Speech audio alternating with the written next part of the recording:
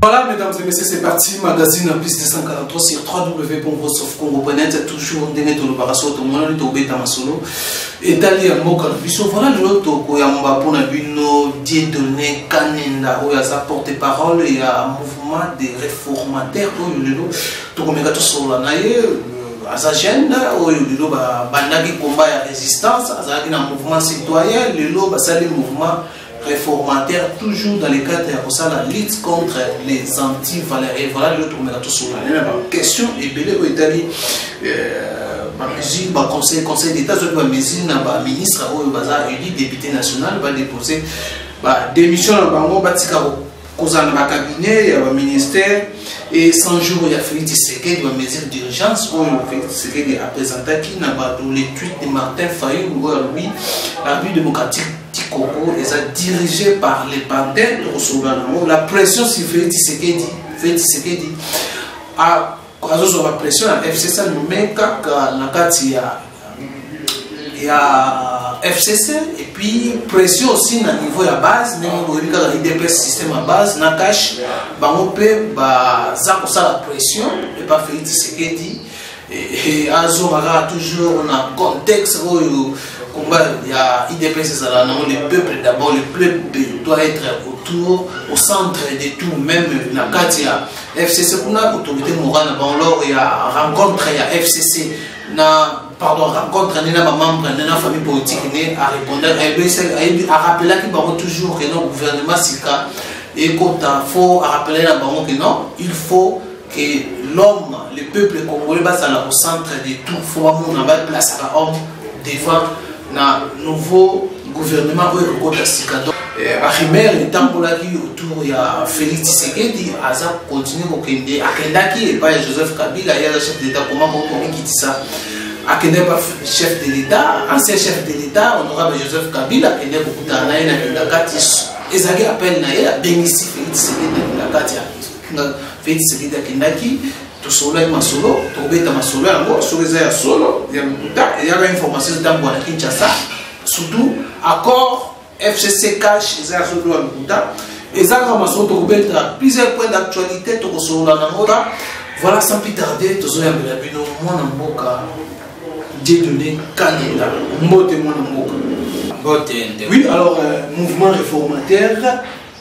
Objectif des années, il y a un mouvement citoyen, vraiment virement à 30 degrés, pour ça, mouvement des réformateurs. Bien. Le mouvement réformateur, c'est un mouvement qui bilingue. Bilingue, c'est un mouvement citoyen, tout le monde qui était, et comment qui, en fait, Nasuka, tout ce fixé qui est l'objectif. L'objectif, entre autres, qui alternance la sommet et à l'État. Et nous avons eu cette alternance pour voir et dans l'opposition. Maintenant, nous nous sommes réunis avec les amis. Qu'est-ce que nous avons dit? Est-il important de continuer les combats ou de continuer de combattre le nouveau président? Nous nous sommes dit non. Parce que jusque-là, tout le monde a qui raison et qui stacker le nouveau chef de l'État.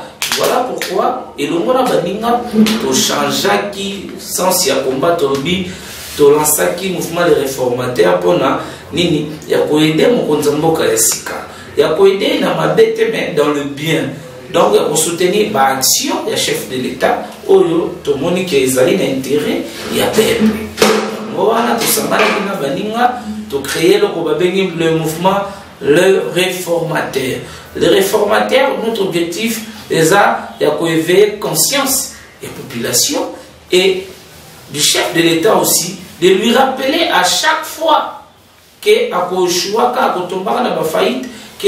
le président, pendant votre campagne, pendant le discours que vous avez tenu pendant la période électorale, vous avez toujours promis sur l'état des droits, vous avez promis beaucoup de choses. Nous avons besoin de voir cette réalité. Nous avons besoin de voir cette réalisation. Et voilà, tout ça, déjà, tu as lancé une opération, je dénonce.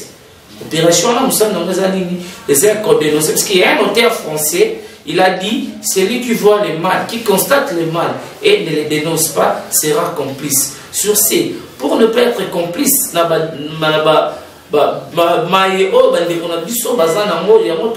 opération, je dénonce.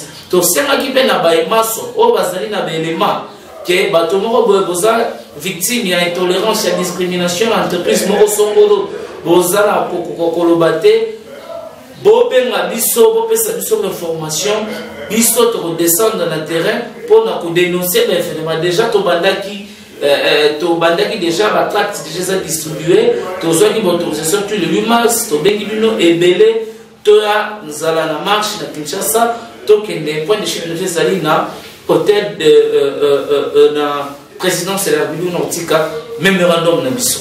Voilà, alors, sur la première question, question c'est comme si c'est vraiment difficile. Est-ce que sans coup, Nathan ou de commune en gros, tout le monde a dit, ressorti ça, on a qui comme on a chef de l'État pour nous non, pas pour le bango, la mère. La mère Mende, bien que la mère Mende a dit mieux c'est dit la Sankuru pour la députation nationale, mais qu'est-ce qui ne va pas? Ezali pasi pe mawa kotala ndenge baimboka na Sankuru ba telemaki pona ko protester contre candidature ya Ndeko Lambert Mende. Mais tout le monde qui na députation provinciale tout na topé na nationale Ndeko ana population bimaki po comme gouverneur azalaki parmi les députés qui voient ébélé. Mais tout ça se poser la question pour nous jouer j'ai ni. Mais si la mère Mende balingi koyoka ete balingi koyoka ya tate pa ya batuana ya Sankuru. Batu ya Sankuru bazana posa ya renouvellement na tête ya province na bango.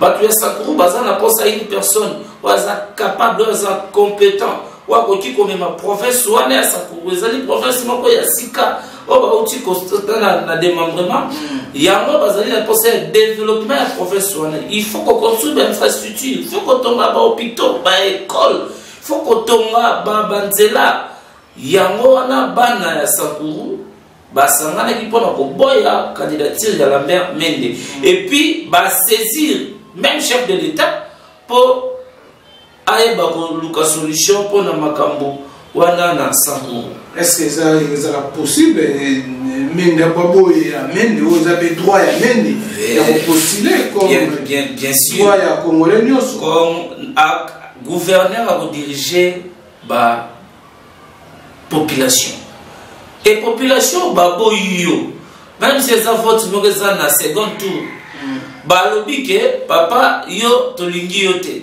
bato bapesa ki ba électeur ya Mende mandat ou bazaba député provincial balobi ete baboyi la mère Mende. Mais pourquoi qu'on s'entête? Pourquoi qu'on s'entête? Il faut que la population yango baye ko senga na mokonzi po ye lito ina ezali mingi na base lito ina ezali mingi na peuple yango bana Sankuru ba beti donc ba comprendre que non Félix ayo que la base bien sûr ayo que la base za peuple mokonzi et à chaque fois même so yembela ye peuple d'abord les peuples d'abord ezali testament kono ete Tshisekedi atikela biso bilenge tokoki kobunda tokoki kosala nyonso papa ete Tshisekedi abisa biso les peuples d'abord intérêt ya peuple fezalaka au-dessus de l'intérêt nyonso. Même le même discours là, c'est comme si aussi Joseph Kabila, le président sortant, a communiqué pour sensibiliser. Alors il y a réunion, il y a famille politique, il y a FCC, il faut dans le gouvernement, c'est que il faut que le peuple au-dessus de Namagambutu. Bien sûr, parce que politique, c'est la carrément pour nous diriger, pour nous gouverner dans les peuples. Si vous avez un intérêt, intérêt, famille, politique, ils ont un intérêt. Donc, le peuple est au centre de tous les intérêts. Donc, on va toujours voir le peuple dans niveau. Donc, le peuple d'abord est côté de Joseph Kabila. Mais oui, le peuple d'abord est partout. Les Arabes pour Ndeko Kabila, même Ndeko Fayulu. Bitumba zobunda malgré le lo bakomi baluka to bité venir na bango ba kosuka lisusu wapi mais dans ce souhaiter à monter na yoki bandeko ya ensemble ya Moïse Katumbi bandeko bayokaka soni ndeko bozali bilenge bozali batata na biso babikulutu botangi bakelasi ebele ya inconstance babwakaki position ya Pierre Lumbi alobaki no osala une opposition bandimi Félix Tshisekedi en qualité de président osala opposition républicaine mais c'est que bitumba ya vérité des urnes bamususu basilikaki nani basilikaki mais nazoyeba te moto aza na 53 ans 47 ans azali na jeunesse ya moto azali na 54 ans Moïse Katumbi kaka soni ndeko Jacques Ndala ya pas longtemps oh non yetike na lamuka mais yebo azongi na jeunesse ensemble ndeko à quoi il joue bandeko wana to ensemble de lamuka ensemble bazana discours moko peteza mais yango na lobi lamuka eza la discours eza moko te bazana position na yoka qui nguna bi jamais cause la opposant fait lamuka eza en voie de disparition ndeko lamuka na te 2 ans liboso tokotuna na ngala bino bientôt là week-end déjà bazana na réunion mais évaluation bazo évaluer l'échec na bango parce que babandaki na élection présidentielle ba échoué baye baké na cour constitutionnelle ba échoué baye na vérité des urnes campagne en soutien bazar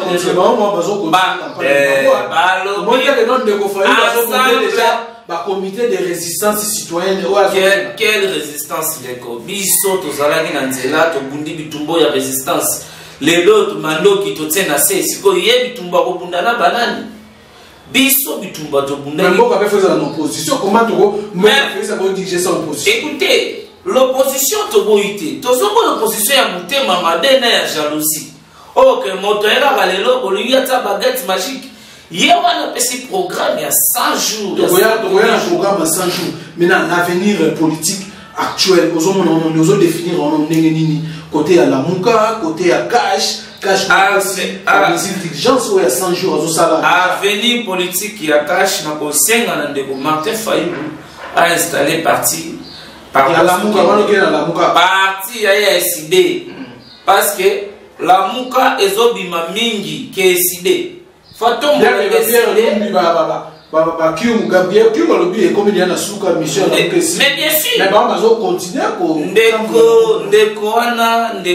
ndeko papa na biso ya Katanga biso tobengaka baba wa Katanga asali moto moko ya mayele belé moto moko ya bonya makasi alobi ete kosa l'opposition contre Félix Tshisekedi des algo na papa zo combattre mwana na ye Félix azali mwana oyo baba kiungwa moni kobota manaye parce que bobo sanate papa Etienne Tshisekedi wa mulumba zalaki moninga ya baba kiungu bazali bato oyo babundi etumba ya démocratie na mboka o na 13 parlementaire ko bato wana bazali bato faut bazo mériter ko protéger bango bazo mériter ba honneur tala lelo bampaka bazo tika biso mbuta kizenga yo na tiki biso Mbuta Yerodia atiki biso Mbuta Tshisekedi Laurent Désiré mais mboko ezangi ba koluntu ba vieillard ezali mboko ezana avenir. Nous avons besoin ya bato lokola baba kiungu ba ngone ba ko encadrer biso ba jeune autre lelo na politique sika to na nouvelle énergie ya mwana discours na ye ya koboya kosala l'opposition contre moi c'est tout à fait normal et logique. A côté jamais pour combattre moi na oyo ye amoni kobota ma à combattre moi. Voilà, alors donc il n'est pas mort assez concerne les 100 premiers jours il y a Félix Tshisekedi où la salle de mesure d'urgence en attendant le gouvernement bima yo moni 100 jours il y a Félix Tshisekedi wana programme na ya sali yo moni d'abord devenu comment yo zo comment est-ce que c'est en réalité réalisable pour côté mususu na ngambo mususu ya bandeko bazoko critiquer ngo mais oui critique na vie ça m'a raté mais ngai na mon programme moi les ali vraiment réalisable parce que dans l'andaki discours il y a pas différents chefs d'entreprise publique mais bazali koloba na monique dans les 3 jours dans les 100 jours qui suivent mboka ozala mboka sika a cibler ba point un peu essentiel parce que modèle régime Kabila ba bomboka oyo Congo sali eloko basali fondement batiki maintenant de Tshisekedi ye a tonga abanda kotsa courant banda kotsa maya banda kotsa carole lokola na studio na yo ndenge karoza ezali mosala monene ndeko Tshisekedi azali nango alobi faut kobongisa banzela tala lelo Kinshasa lenzele bebi Kinshasa ezalaka après la pluie c'était le bon temps mais à Kinshasa c'est le contraire. Après la pluie à Kinshasa vous allez vous rendre compte que il n'y a pas moyen pour mettre le pied. À Kinshasa, Kinshasa la belle, le Kinshasa comme Kinshasa la poubelle. Donc, bateau, on dirait qu'il y a une mission, 18 ans à régime à Kabila, ils ont échec moko total, ils ont noir sur blanc. Parce que on a Kenda de échouer, il y a moi tout ça qui bon mon parti, bata la gestion, comment n'est-il pas diriger. Programme d'urgence, il y a président de la République, Congolais, il y a mon compte à discours à 5 soutien à Congolais.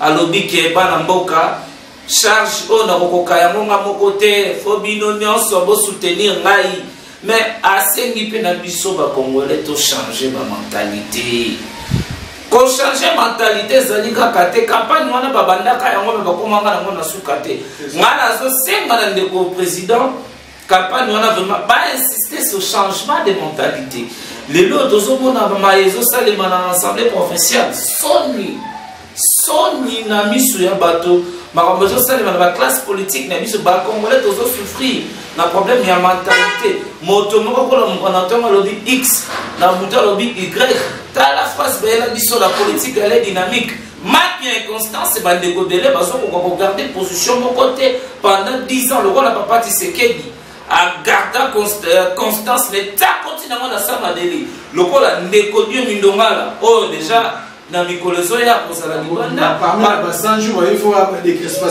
crispations politiques et ça l'obé dans 10 jours mon compte lobby dans les 10 jours ministre de la justice a instruit à la dossier par dossier ndeko jeune dio mindongala bande ko misusu ya bande ko na biso ya banda bazebele bangonyo soana bazobima mais grâce présidentielle ezali te que bon obligé chef ezali eloko ezali ye mokonzi pouvoir reconnu dans la constitution l'article 87 azan la pouvoir ya reconnuer ya gracier mais ya ko bakisa na peine mokonzi apesi mitindo ete bazobi la cas par cas et puis bakoza liberté la bango voilà des données toujours continuer alors on a invité ce qu'on nous toujours senti un peu de Félix ma pression sur à niveau de la FCC, pas ça la pression toujours en fait c'est que dans nommé la famille politique na bango parce que bon bah ça déjà la majorité parlementaire Félix Tshisekedi na window kuna répondre qui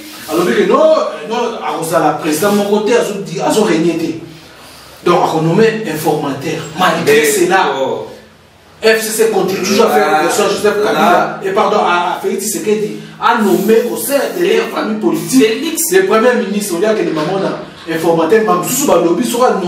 informateur, il va créer la crise, créer crise politique dans le monde. Bien.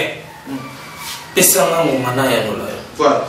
Les conflits qui se créent dans le machine, au babé qui a IDPS. Les conflits qui se créent dans l'école.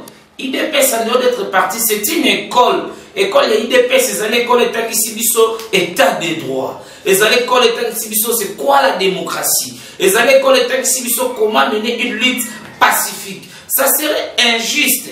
Ce qui n'est Félix Tshisekedi a accueilli la procédure libanaise de la constitution, il a nommé directement premier ministre sans passer par nommer l'informateur. C'est-à-dire, il n'y a aucun parti qui a atteint la majorité parlementaire. D'où l'article 78 de la Constitution est clair pour plus de précision et l'objet était le président de la République nomme le premier ministre au sein de la majorité parlementaire. Mais là, nous sommes dans une situation où cette majorité n'est pas connue. D'où le président de la République confiera la mission à une personne de son choix, la mission d'information à une personne de son choix, pour identifier cette majorité et puis ça y est, Nigisa a nommé premier ministre. C'est anormal, c'est inconstitutionnel. Il y a FCC Basoloba, il faut mon conseil à nommer directement premier ministre dans la famille politique na bango. Les alliés rêvent, ceux qui bango ba mesana nako nako viola la constitution à tout moment. Ce n'est pas le cas avec Ndeko Tshisekedi. Tshisekedi azali moto azobunda bitumba ya ko instaurer état de droit na mboka oyo. Akoki jamais ko violer texte oyo ye azali censé à ko protéger. Tout le monde qui n'a remis cette plus va penser que constitution azali qui ça été azali gardien de la constitution. Kolobek va créer crise institutionnelle ce qui a nommé. Mais ça les crise ils ont créé Ndeko Tshisekedi il faut ça la créer crise na katamboka. Pendant que tout ça réconciliation. Non, crise na katamboka et ko créer ce qui la procédure est simple. Avant de nommer un premier ministre, le président de la République, il doit nommer un informateur pour identifier cette majorité. Parce que ce qui est na Séni, Séni a enregistré qui a réceptionné qui va candidater dans la liste, il y a pas parti dans le regroupement. Tout le monde qui n'a qu'à mon côté regroupement, qui plateforme de FCC.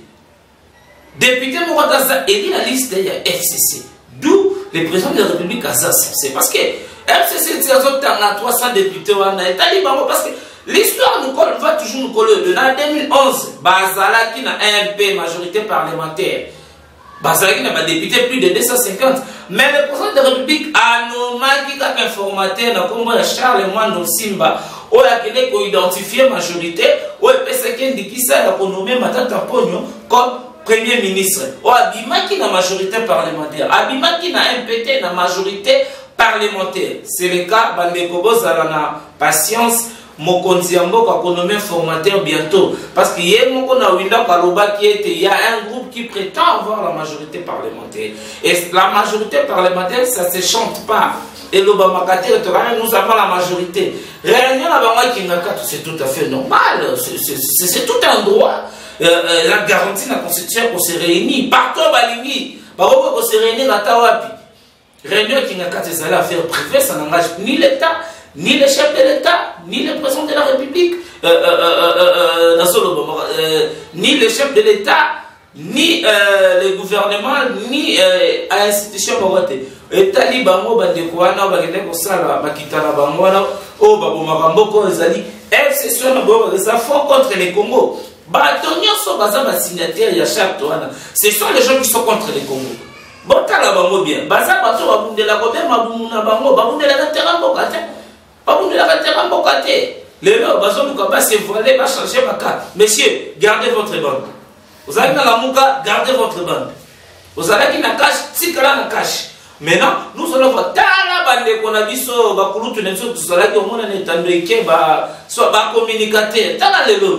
To koma ko luka bango ya ko luka. Papitamba, makoloko tambola, Yves Kisombe, bakenda opi batwala nyoso.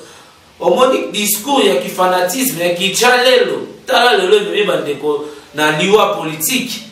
Bani kundi politiquement bandeko wana, basonge la media baya kotama toyo kabango, bakolo bani position ni bakozo. Yango biso tozana pour cause. Éveiller la conscience de pas seulement le chef de l'État et puis la population. Population congolaise faut tous très élevée pour nous mettre fin. Ko barre route na baini, ba muna bazoluka ba bundi samboka. Yango biso na niveau ya lisanga ya réformateur, to kolembate nous allons continuer notre lutte.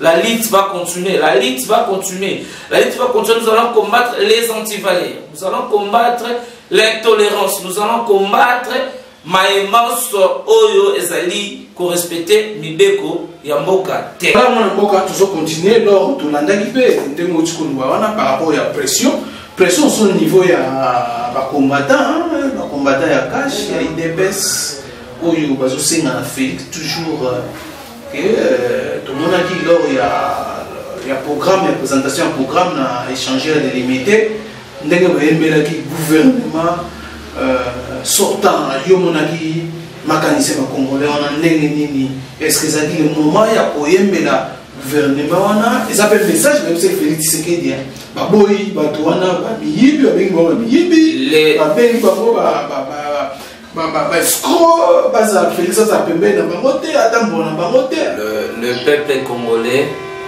bazalaki ko s'exprimer mécontentement na bango na bato ba bomimboka pendant 18 ans. Les Congolais, ils voulaient tout voir, sauf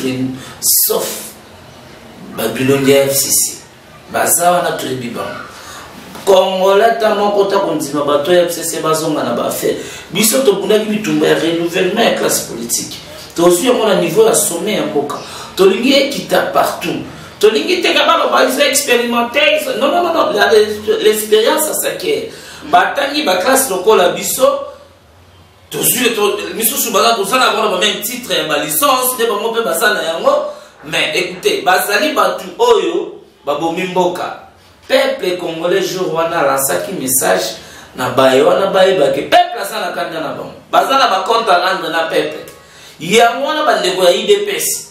Moi je suis tshisekidiste mais je suis pas membre de l'IDPS. Bandeko ya IDPS nazo appuyer démarche na bango, c'est tout à fait normal. Ba kozala wana pona ko kengela kolanda bamiyibi nyonso oyo. Donc ils ont partagé le même point de vue na bien sûr. Pardon, Jean-Marc Kaboul IDPS bazana balabala ba otiro. IDPS ba kozala na balabala jour et nuit. Matin, midi, soir, on a contrôlé. Le gouvernement, pour protéger Félix Tshisekedi. Mais bien sûr, il faut IDPS à contrôler. Et ça, parmi il y a parti politique de conserver les pouvoirs le plus longtemps possible.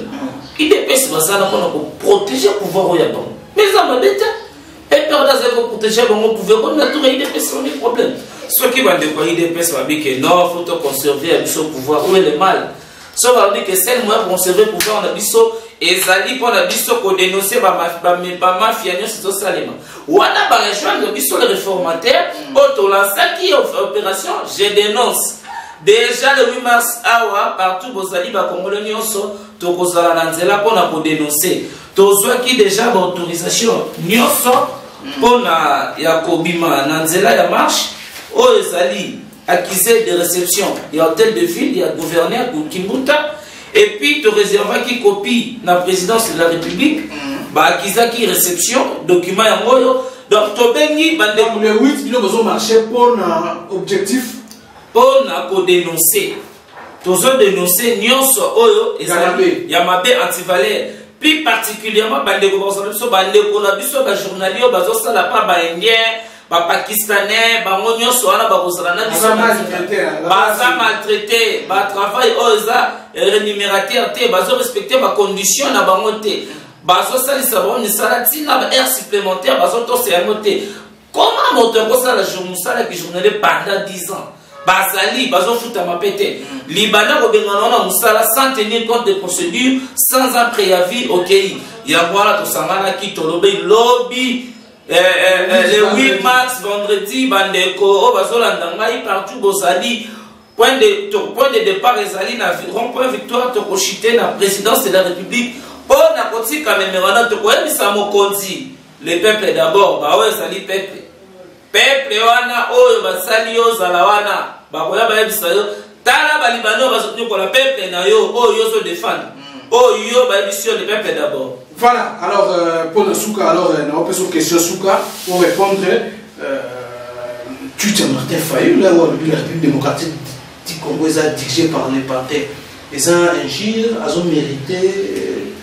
Soit ils ont une époque, Joseph Kabila, il a un outrage au chef de l'État. Comment Martin Fayou le changer et comme il y a la qualification, au sein de l'outrage au chef de l'État. Et c'est ça l'outrage. De Martin Fayou. Félix Azalaki compagnon de Yalit.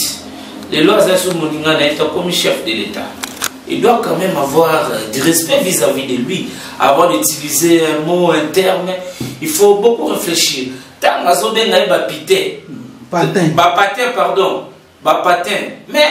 mais c'est touché à sa personnalité, ils ont un jure. Ceux qui ont sa justice, c'est outrager le chef de l'État.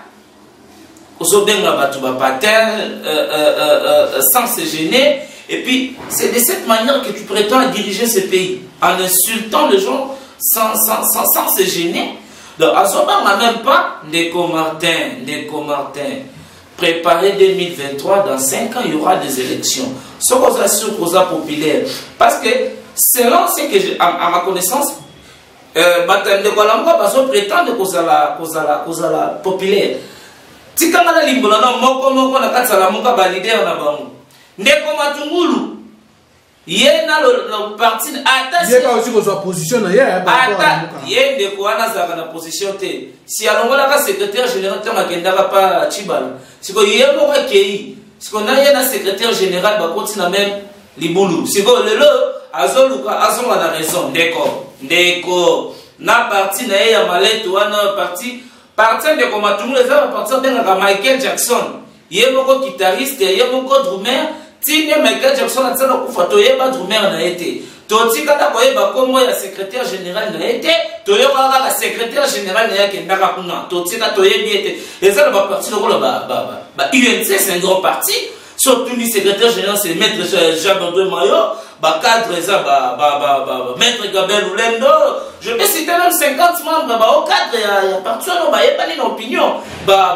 Molendo Sakombi l'interfédéral mon ami Billy Kambale maître ba docteur Sele Yamba ba c'est et ça va parti wana bazana ba siège belé parti c'est implanté la parti yelobi lobia et qui n'a décidé na siège na parlement décidé wana Martin Fayulu moi qui coupe dans mon enseignement on a ndeko installé parti donc c'est quelqu'un qui comme président de la République té atalo lengenini tala na décidé dans incapable de aligner ba candidat ba siège yé moko belé siège moko ya zui dans une ndeko Moïse Katumbi a été refusé de fouler ses pieds dans le sol congolais par abus de pouvoir. Si cette population allait se mobiliser, il ne va pas y envahir.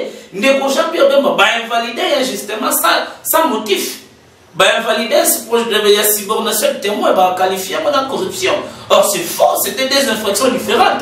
S'il était populaire, mais cette popularité, Alaka Bima a protesté. Parce que avant l'élection, il y a une c'est que la base de la popularité, Bandekoana va dans bon sens, va continuer le combat politique, va tourner page à l'élection, va l'avenir politique, va pour porte-parole de l'opposition, pour na moni mutation mérité Zaline de Moïse Katumbi. Parce que selon la loi qui organise l'opposition, moto la zoaka poste wana zali moto azana ba député belé et même si aux bien à 22 députés à Pamba ma tungulu zéro ndakonde ko musitu nouvelle là obe moko ye moko kaka na parti moko ya clan parti moko za 100% na bandu baluka ba installer ba parti baluka ba ya la élection va multiplier la siège, la stratégie est belée. Et puis, est-ce que si les Jean-Pierre Bemba sont à continuer à soutenir pour la un objectif à l'élection? Jean-Pierre Bemba il s'est commis exilé, il se considère exilé. Non. Exilé politique pour avoir fait quoi? Il a quel dossier dans ses vies pour être exilé politique? Exilé politique, les amis moto, justice et Zolukaye à qui mais qui s'exiler en Europe. Exilé pour la sécurité, va assurer sécurité. Sécurité nini algi ba assurer yé de Jean-Pierre Bemba. D'accord. Zonga na mboka no ya kosala combat politique. Ndeko Moïse Katumbi déjà yéwana ba régulariser situation na passeport à kozonga na éviter soka kasamuseka tozana posa baya basala politique baya na opposition carrière politique na bango to boye opposition ya motema mabe opposition ya jalousie opposition ya haine opposition moko ya bondoki opposition moko ya ke esimbate lelo soki mboko ebongi za l'avantage ya Fayulu ils ont l'avantage ya Bemba so ki tshasa batongi banzela et ils ont l'avantage ya bandeko wana nyonso ko ba rouler bas circuler librement na mboka na bango po. Nous avons qu'un seul Congo. Moi, naza congolais, nazala quoi navia pour son nationalité mususute. Dénominateur commun na ça Congo. To mettre tout à côté, diviser biso. Nous avons qu'un seul pays qui est la République démocratique du Congo. To protéger yango et puis to battre la yango. To zonga na testament ya soldats du peuple, les vrais soldats du peuple. Laurent Désiré Kabila a articulé la mission testament de ne jamais trahir le Congo. Et dès qu'on a vu son constitution, le peuple gagne toujours. Voilà, alors pour aussi cette dernière question, concernant toujours une information que j'ai circulé, Félix Tshisekedi contrat un accord signé na ndeko Joseph Kabila. Cet accord faut bazosenga ba respectango na FCC kuna et batumsolo lobi Félix Tshisekedi a comme chef de l'État mais a se déplacer pour que les tiku et pas il y a ancien chef de l'État honorable Joseph Kabila. C'est faux. Pour c'est faux. Tu éviter que discuter pour la première ministre. La circulation est en bon. C'est lundi à Zalaï pour les 4. Babandaki a le président Sokomi qui disait là, c'est non, président dirigé. Babandaki a na makambo ya cortège. Ba comme ils se d'accord. Première rencontre après passation pacifique ya pouvoir. Ezalaki ndeko Kabila longwa ki pa na ye na Jelem aye ko rendre mokonzi visite. Kabila na ndeko Tshisekedi baza ba Congolais bango mibale. Ba koki ko bomana kondombana te. Kabila na ndeko Tshisekedi comment les Congolais ba libérer facile histoire de Kabila na mboko. Kabila a quand même dirigé ce pays pendant 18 ans malgré arriver na un pouvoir ezalaki na ba moyen moko mystérieux tu comprends c'était la constitution la 2001 prévoyait qui papa Koufouman a remplacé to éviter mais l'histoire retiendra de Kabila président de la République de la République démocratique du Congo pendant 18 ans. Donc le président Tshisekedi il a toujours intérêt d'être non pas seulement en bon terme d'être toujours avec le président Kabila pour n'avoir coaché ba expliquer ici il faut aussi parce que Ndeko Tshisekedi a comme place soit bloqué à consulter toujours Kabila dès Ndeko Kabila a poto kenda esala kinengeni parce que Ndeko Kabila a na moins expérience pour diriger Mboka a dirigé Congo pendant 18 ans ba Congolais balingi ba mona Kabila so ipendeni ke aza kangami non tozana posa ya Kabila Nzambe abatela epona nini ata la Congo ya bomaki ata la Congo ya bebisaki o ya échoué